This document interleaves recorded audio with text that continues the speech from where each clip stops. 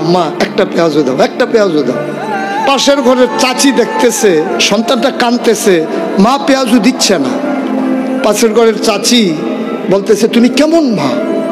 হ্যাঁ, ছেলে পেঁয়াজও চাইতেছে, তুমি বানিয়ে দাও না কেন? আমি যে দেই না কেন এটা আমি জানি, তার 3 দিন ধরে তার পেটে অসুখ, তার পেঁয়াজও দিলে তো তার ক্ষতি হবে। আমি তো দিতে পারি না, আমি তো মা, সুতরাং আমি তো টিটকারি মারতে পারি না, আমি তো মস্কারা করতে পারি না, আমি তো বিরোধিতা করতে পারি না, আমি তার দোষগুলো তুলে ধরতে পারি না। আল্লাহ রসুল আমাকে বানিয়ে দিয়েছেন আয়না, আর আমি আজকে আপনাদেরকে বানিয়ে দিলাম অভিভাবক। সুতরাং আপনি কেমন করে টিটকারি মারবেন, কেমন করে মস্কারি করবেন, কেমন করে মানুষের দোষ ধরবেন? আপনি তো অভিভাবক, আপনি বাবা, আপনার দায়িত্ব হলো আপনার অভিভাবকত্বে সকালকে এই প্ল্যাটফর্মে একতাবদ্ধ করা।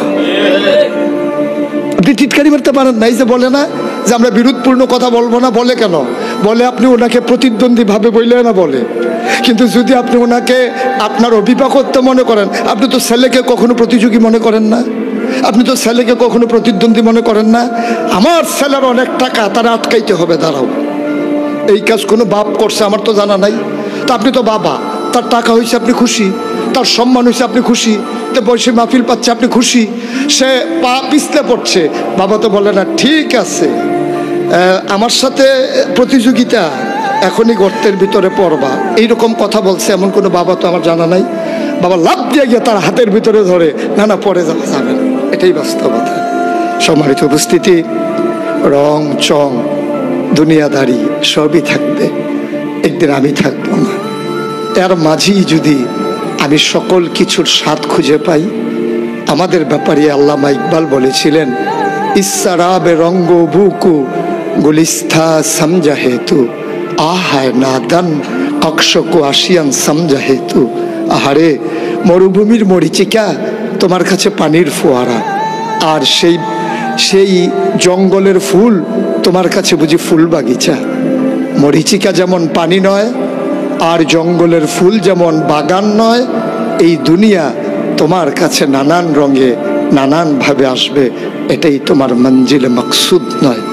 আজকে গোটা বিশ্বের মানুষগুলো যখন চোখের পানি ফেলে কাঁদছে, মুক্তির স্বাদ খুঁজছে, অনেক আগে কবি ফররুখ আক্ষেপ করে বলেছিলেন, ও কি বাতাসের হাহাকার, ও কি রোনাজারি খুদিতের, ও কি দরিয়ার গর্জন, ও কি বেদনা মাঝুলমের, ও কি ধাতুর পাজরের মাঝে মৃত্যুর জয় ভেরি পাঞ্জেরি, জাগো বন্দরে কৈফিয়তের তীব্র ভ্রুকুটি হেরি, জাগো অগণন ক্ষুদিত মুখের ভিড় ভ্রুকুটি হেরি, দেখো চেয়ে দেখো ওই দূরে দেখো কত দেরি, আর সূর্য উঠতে দেরি পাঞ্জেরি, আর কত দেরি।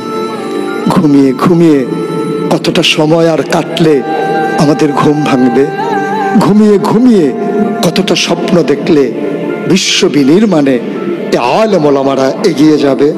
আমি দেখতে চাই ঘুমিয়ে ঘুমিয়ে যা দেখা হয় তাই স্বপ্ন নয়, স্বপ্ন তো তাই যা আমাকে ঘুমোতে দেয় না। আমার পথ চলা থামতে পারে না ততক্ষণ যতক্ষণ ক্ষুদিত মায়ের আহাজারি বন্দনা হবে, যতক্ষণ পূর্ব দিগন্তে সোনালী সূর্য উঠে আমাদেরকে জাগিয়ে না দেবে। ইসলাম কখনো স্তমিত হবার নয়, কখনো স্তমিত হয়নি। কখনো বা আকাশে মেঘ জমেছে, মেঘের আড়ালে সূর্য হারিয়ে গেছে, মেঘকে সরিয়ে সূর্যকে দিবাকরের মতো দিনের আলোয় একেবারে দুপুরের উজ্জ্বল রোদে আমরা রৌদ্রোজ্জ্বল করতে চাই। তাহলেই সার্থকতা, তাহলেই সুন্দর, তারপরেই থামা। এর আগে এ মাজলুম মানবতার চিৎকার শুনে কোনো বিবেকবান মানুষ থেমে যেতে পারে না। আসুন জেগে উঠি, আসুন গর্জে উঠি, আসুন জানিয়ে দেই আমরা ছিলাম, আমরা আছি, আমরাই থাকবো ইনশাআল্লাহ।